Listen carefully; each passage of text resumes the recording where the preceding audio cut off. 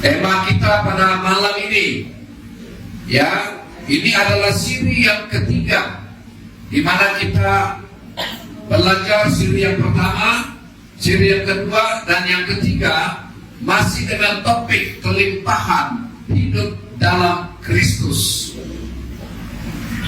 Kelimpahan hidup Kristus, hidup di dalam Kristus adalah merupakan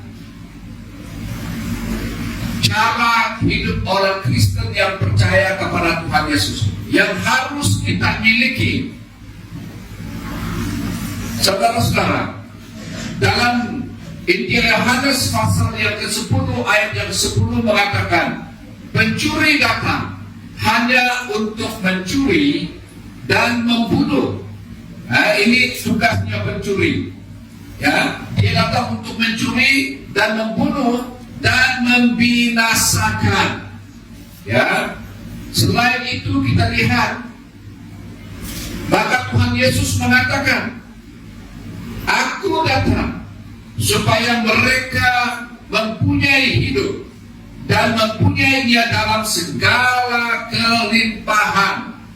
Ya, pencuri datang, dia hanya untuk mencuri, dia akan membunuh, dia akan membinasakan. Tetapi Yesus datang supaya setiap orang yang percaya kepadanya, mereka akan memiliki hidup yang Tuhan telah sediakan, yang Tuhan telah kerjakan bagi setiap orang yang percaya kepadanya melalui kematiannya di atas kayu salib.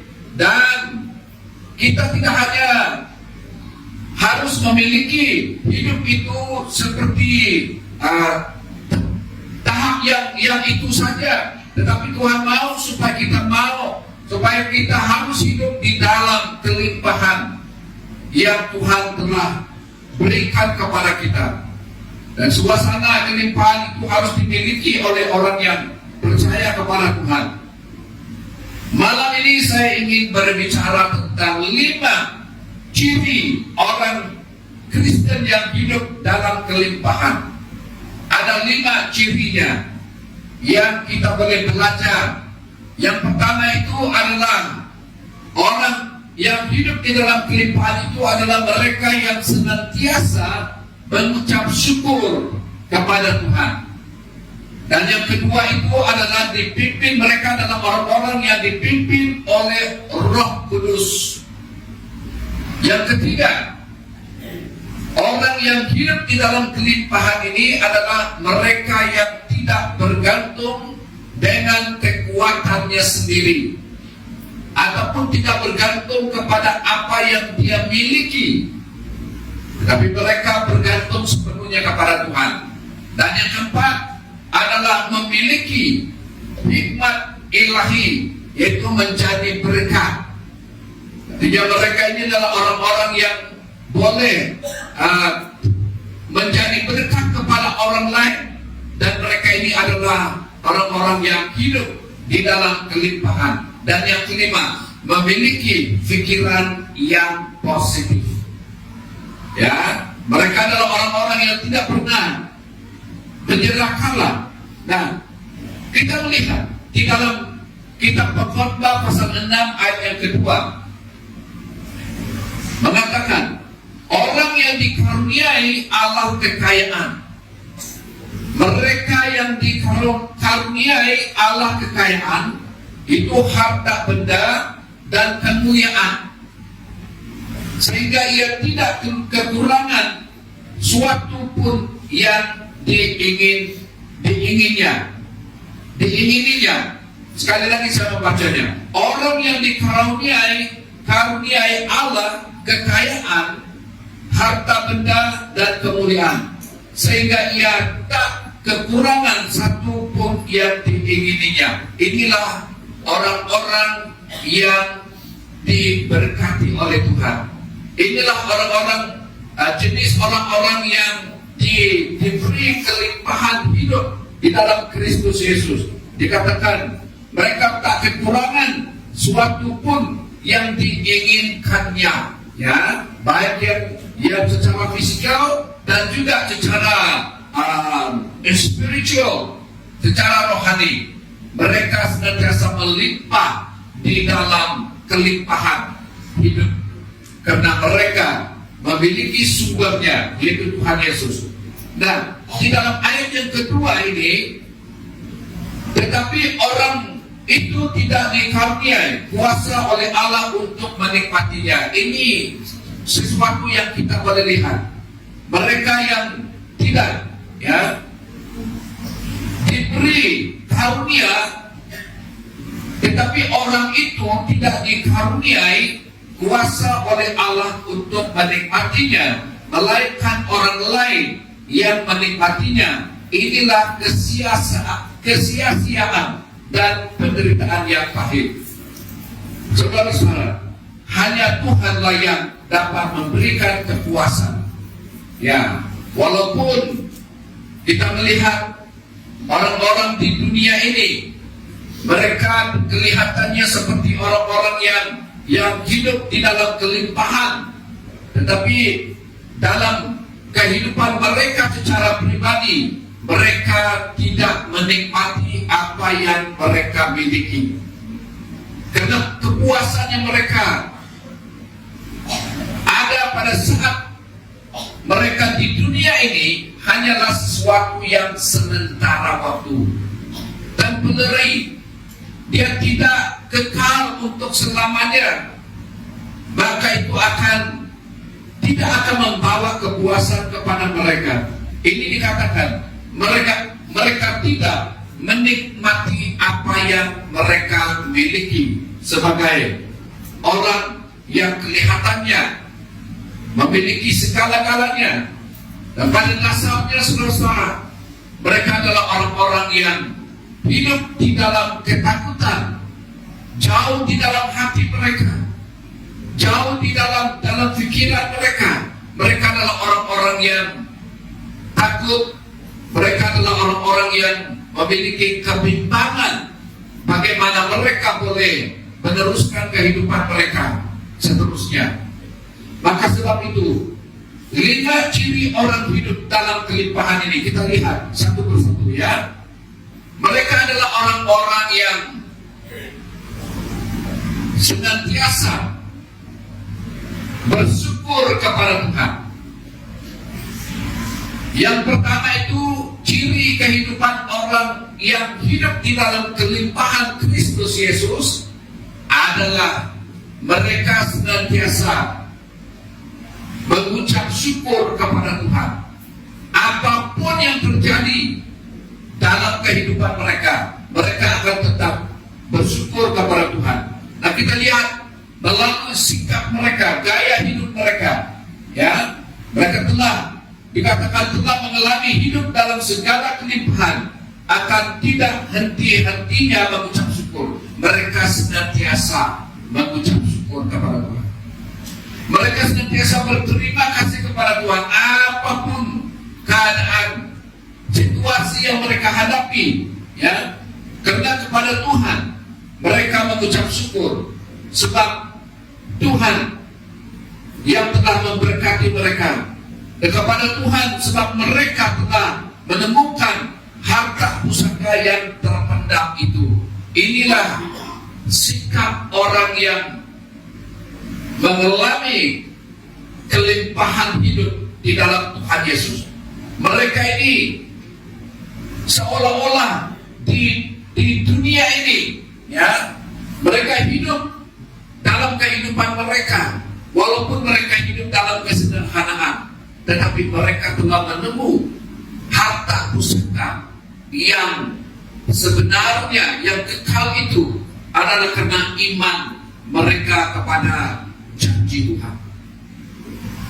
Janji Tuhan itu adalah merupakan harta pusaka yang mereka miliki, dan mereka hidup sesuai dengan apa yang Tuhan telah janjikan kepada mereka. Inilah cara hidup yang harus kita miliki dalam kehidupan kita secara rohani. Saudara-saudara yang saya hormati dalam Tuhan Yesus. Nah, dalam kitab Yesaya pasal 51 ayat 11, maka orang-orang yang dibebaskan Tuhan akan pulang dan masuk ke Sion dengan sorak-sorai. Mereka memiliki sikap yang senantiasa mengucap syukur kepada Tuhan. Mereka memiliki sukacita dalam diri mereka dengan sorak-sorai. Betapa indahnya orang-orang yang memiliki segala perkara yang Tuhan telah janjikan kepada mereka, baik pada waktu mereka berada dalam dunia ini, dan mereka juga hidup sesuai dengan apa yang Tuhan telah janjikan kepada mereka. Walaupun mereka belum hidup di dalamnya, tetapi mereka sudah menikmati apa yang sudah dijanjikan oleh Tuhan kepada mereka.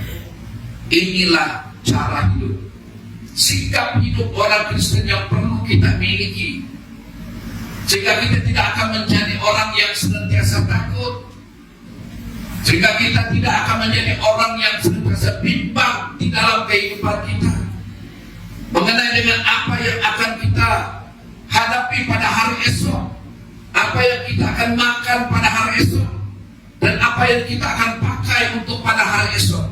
Karena Tuhan sudah berjanji kepada kita bahwa Dia akan memenuhi kita dengan berkat yang Tuhan telah sediakan untuk kita. Maka sebab itu, saudara-saudara, dalam Yesaya pasal 51 ayat yang 11 mengatakan, sedang sukacita abadi meliputi mereka, kegirangan dan sukacita akan memenuhi mereka, duka dan keluh akan menjauh. Saudara-saudara, orang yang hidup di dalam kelimpahan Kristus, mereka akan mengalami suasana kegirangan dalam hidup mereka, suasana yang meliputi hidup mereka. Mereka senantiasa memiliki damai dan sukacita, sekalipun mereka harus berjalan di dalam lembah kekelaman. Mereka tidak akan menjadi takut, mereka tidak akan menjadi gentar, oleh karena mereka tahu bahwa Tuhan Yesus senantiasa ada bersama dengan mereka. Oleh karena mereka tahu bahwa kuasa Tuhan ada pada mereka, menyertai mereka, memimpin seluruh kehidupan mereka. Dikatakan di sini, kegirangan dan sukacita akan memenuhi mereka. Memenuhi artinya mereka akan diisi dengan sukacita daripada Tuhan, yang tidak dimiliki oleh dunia ini, yang tidak boleh diberi oleh dunia ini, adalah satu sukacita yang daripada Allah sendiri, yang luar biasa.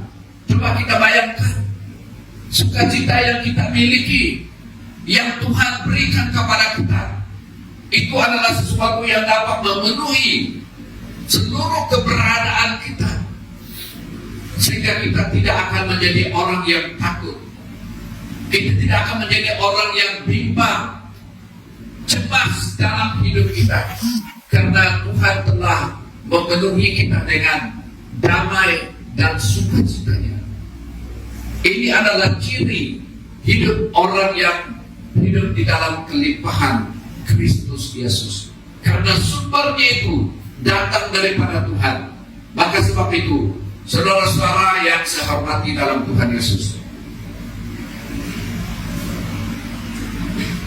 yang kedua, ciri yang kedua adalah orang yang hidup di dalam kelimpahan Kristus adalah mereka yang adalah dipimpin oleh Roh Kudus. Mereka senantiasa dipimpin oleh Tuhan, oleh Roh Kudus yang mendiami hati mereka. Roh Kuduslah yang menguasai hidup mereka.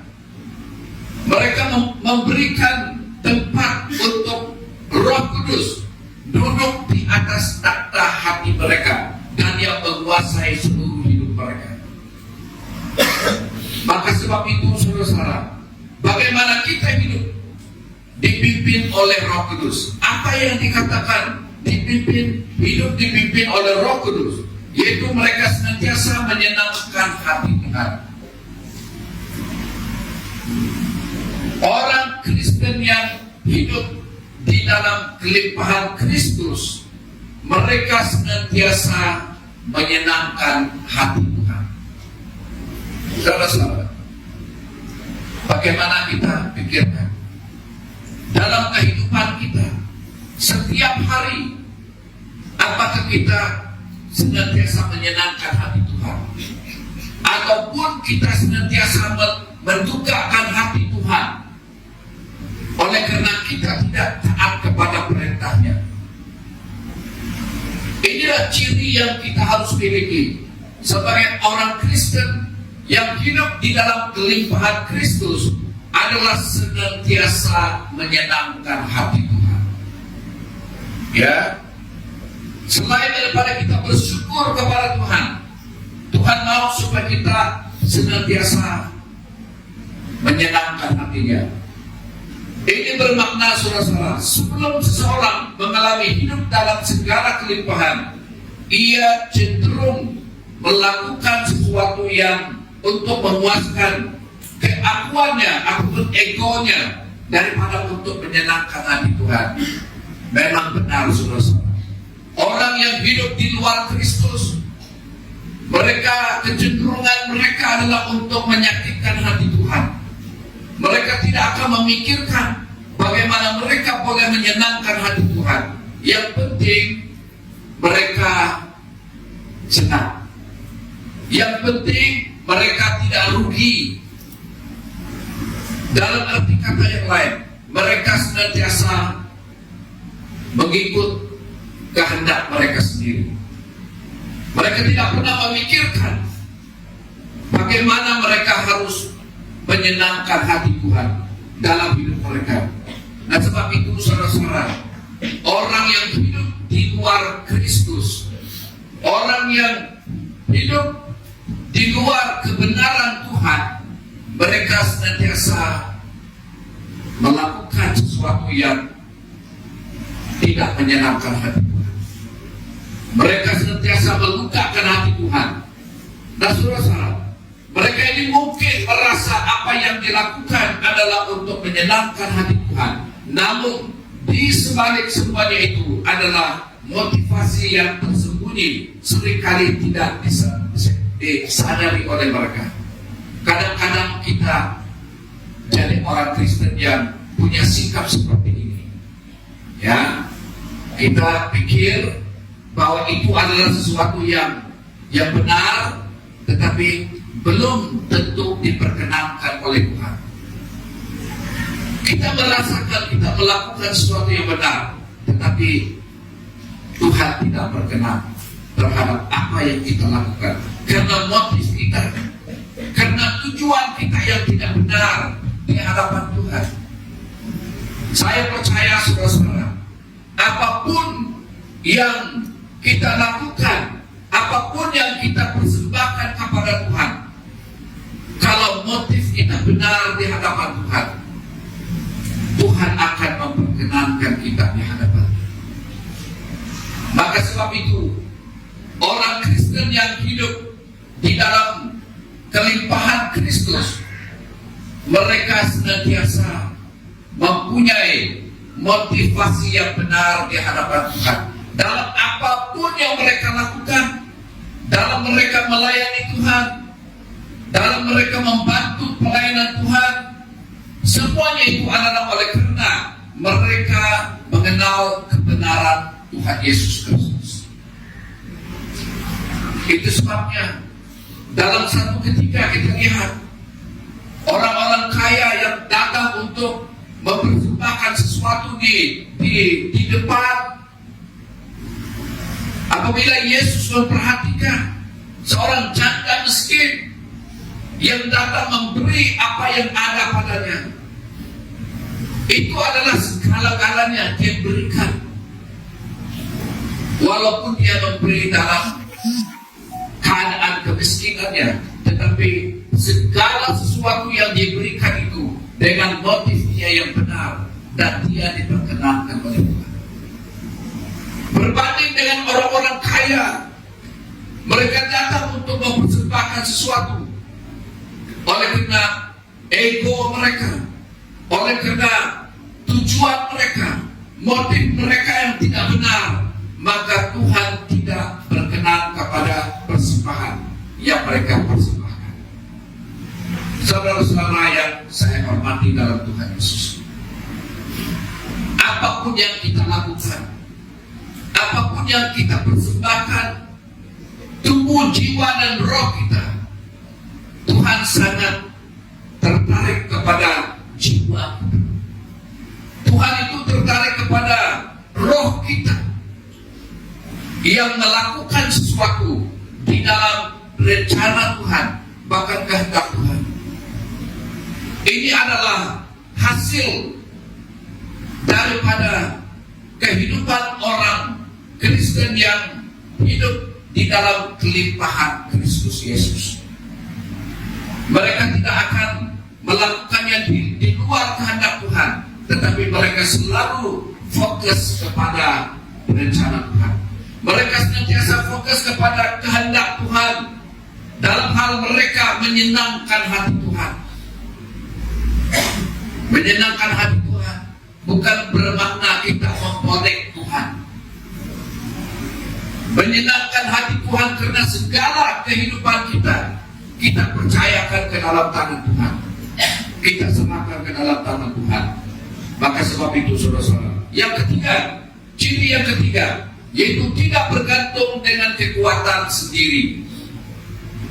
Saudara-saudara, orang Kristen yang percaya kepada Tuhan, mereka tidak akan bergantung dengan kekuatan mereka sendiri. Raja Daud sendiri, saudara-saudara, dia seorang raja, dia seorang yang memiliki segala-galanya, kekuatan militer, makanan, minuman, dia sudah memiliki segala-galanya.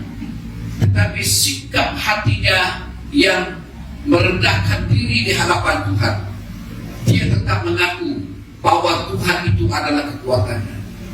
Tuhan itu adalah segala-galanya baginya. Tidak ada yang lain. Walaupun dia memiliki kekuatan, dia tidak akan bergantung kepada kekuatannya sendiri. Kita lihat, sepenuhnya bergantung kepada pimpinan kuasa Roh Kudus. Bagaimana yang dikatakan bergantung sepenuhnya pada pimpinan Roh Kudus? Roh Kuduslah yang memimpin kita. Dialah yang akan menjaga kita setiap hari. Dialah yang akan berbicara kepada kita setiap hari dalam kehidupan kita. Sebelum kita melangkah, Roh Kudus akan memberikan peringatan kepada kita.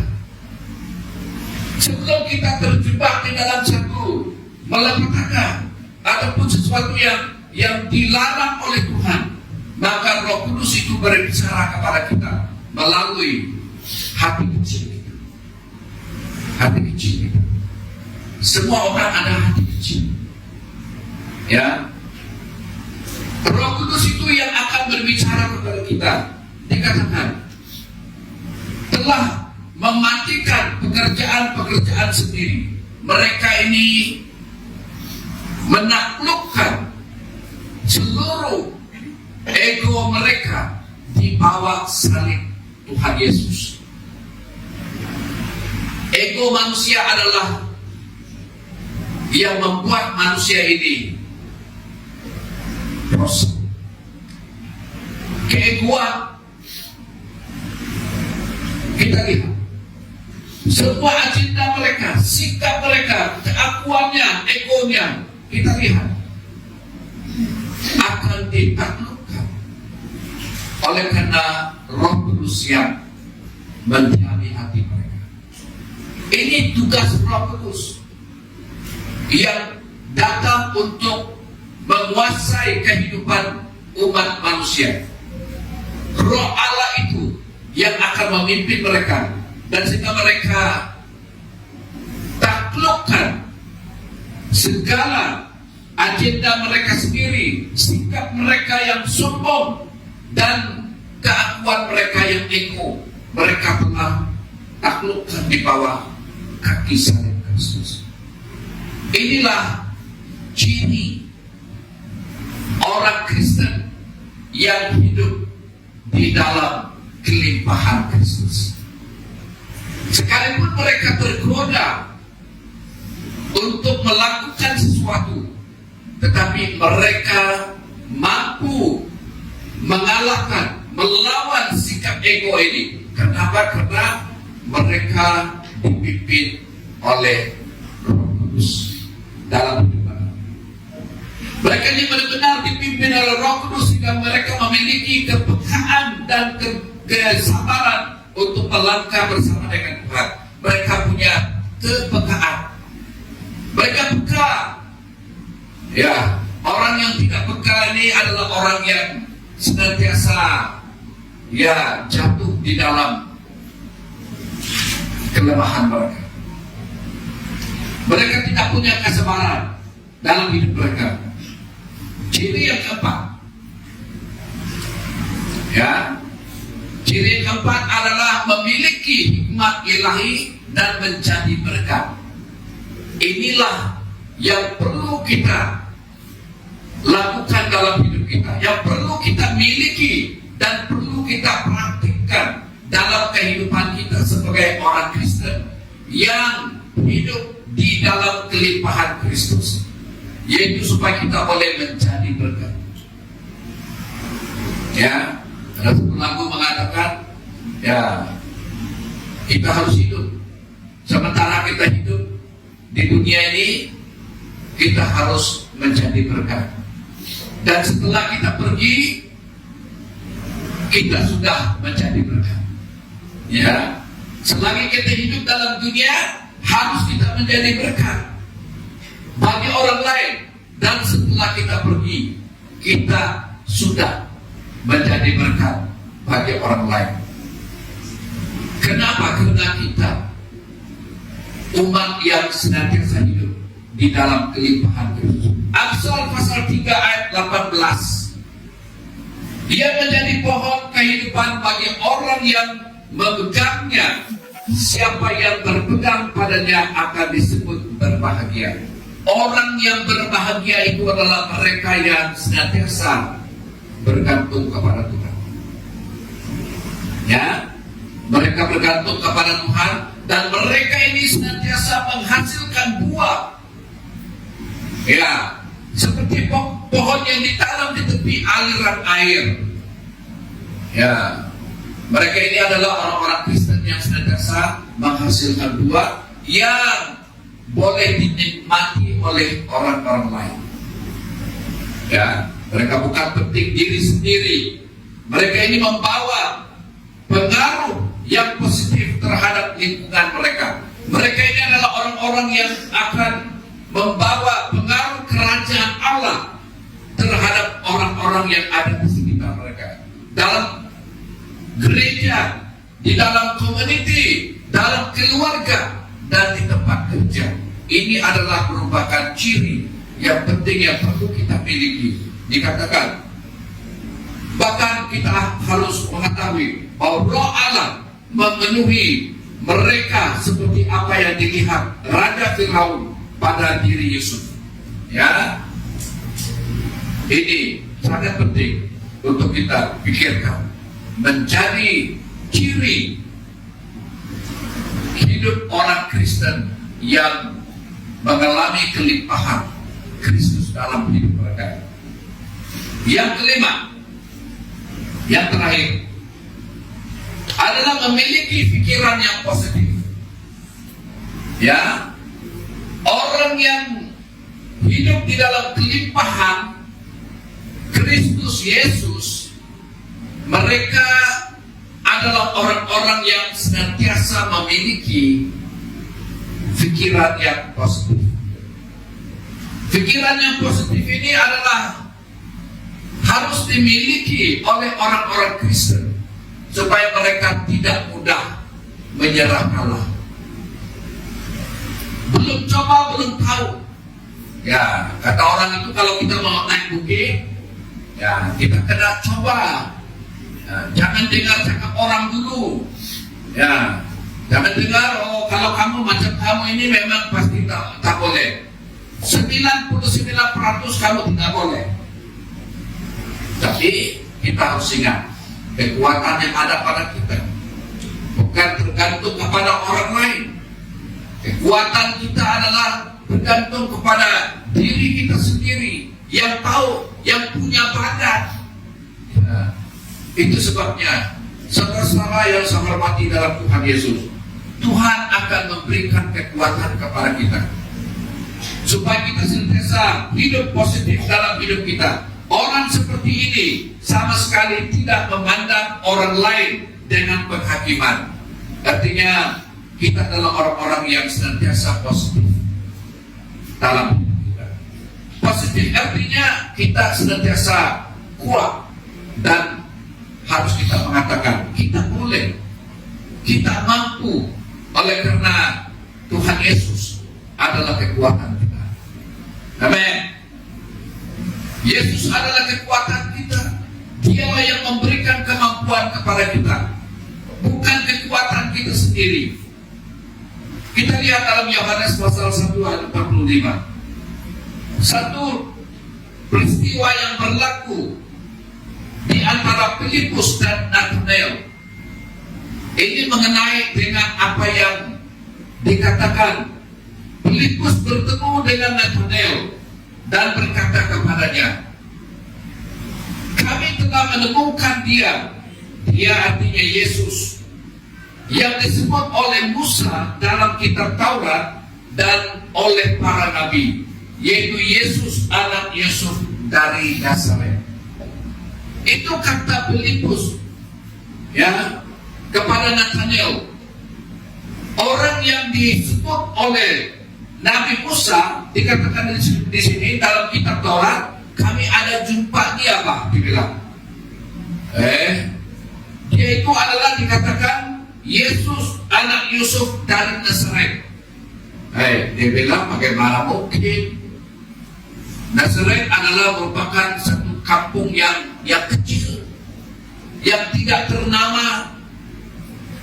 Bagaimana mungkin Yesus yang dinubuatkan, diperkatakan oleh para nabi boleh datang daripada Nazaret? Ini prasangka buruk. Tak mungkin.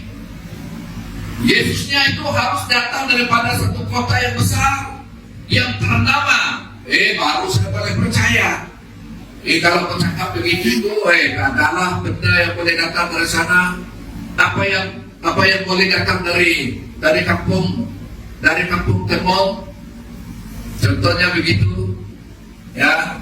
Kalau kita bilang sesuatu yang sensasi, yang kita boleh kagumi, datang dari satu tempat yang tidak ternama, pasti kita tidak akan percaya dengan berita itu. Ini yang terjadi kepada Nathanael. Dia katakan, adakah Yesus boleh datang dari sana? Maka sebab itu, saudara-saudara, dalam Yohanes pasal 1 ayat 46, kata Nathanael kepadanya, mungkinkah sesuatu yang baik datang dari Nazaret? Tak mungkin.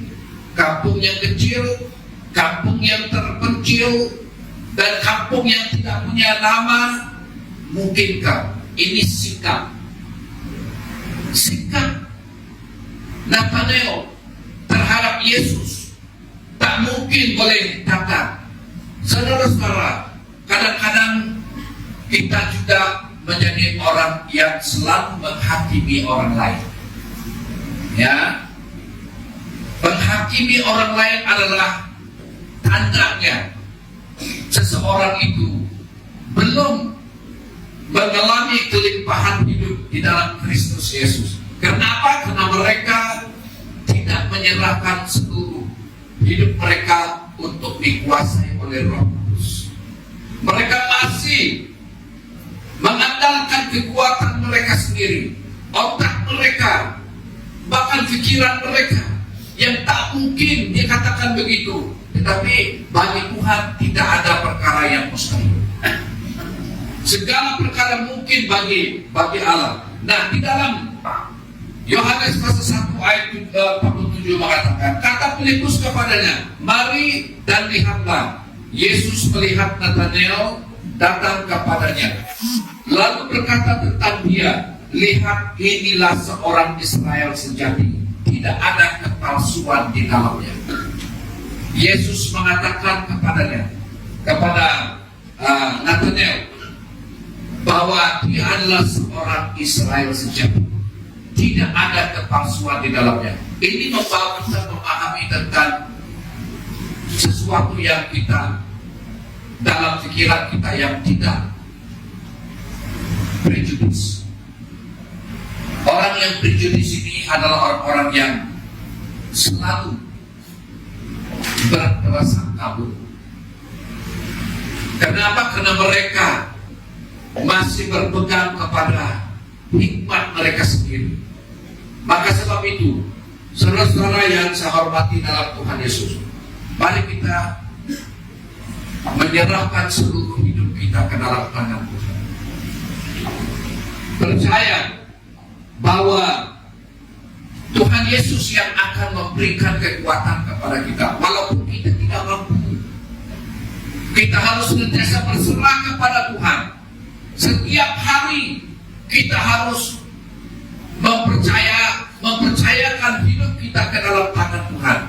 Kenapa? Karena apabila kita mempercayakan hidup kita ke dalam tangan Tuhan, maka Tuhan akan memperkenankan kita.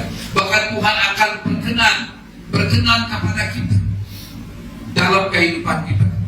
Maka sebab itu, saudara-saudara yang saya hormati dalam Tuhan Yesus, saya percaya di dalam 5 ciri hidup dalam kelimpahan ini akan mewarnai, akan menjadi corak kehidupan orang Kristen, terutama sekali jemaat Tuhan yang ada di gereja KBM Hebron ini. Kita harus memilikinya, senantiasa mengucap syukur kepada Tuhan apapun yang terjadi. Kita harus memberikan diri kita dipimpin oleh Roh Kudus dan tidak bergantung dengan kekuatan kita sendiri. Dan yang keempat, memiliki hikmat ilahi menjadi berkat kepada orang lain. Dan yang kelima, memiliki pikiran yang positif, karena Tuhan akan memberikan hikmat kepada kita dan kita tidak akan bergantung kepada hikmat kita sendiri. Inilah firman Tuhan yang saya kongsikan untuk kita pada malam ini, dan saya harap melalui 3 siri khotbah yang saya sampaikan untuk kita pada minggu yang pertama, kedua, dan ketiga, dan saya percaya bahwa 5 ciri ini yang perlu kita miliki sebagai umat Tuhan yang senantiasa bahkan akan terus hidup di dalam kelimpahan Kristus sampai Tuhan Yesus datang. Haleluya. Mari kita berdoa. Bapa di surga, kami bersyukur kepada Tuhan. Terima kasih Tuhan karena kami telah belajar, bahkan kami telah menikmati berkat firman Tuhan itu mengenai dengan hidup yang berkelimpahan di dalam Kristus Yesus, dan kami harus memilikinya supaya kami senantiasa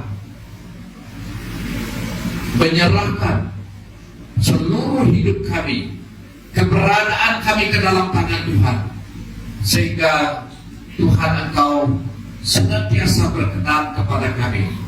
Terima kasih Bapa.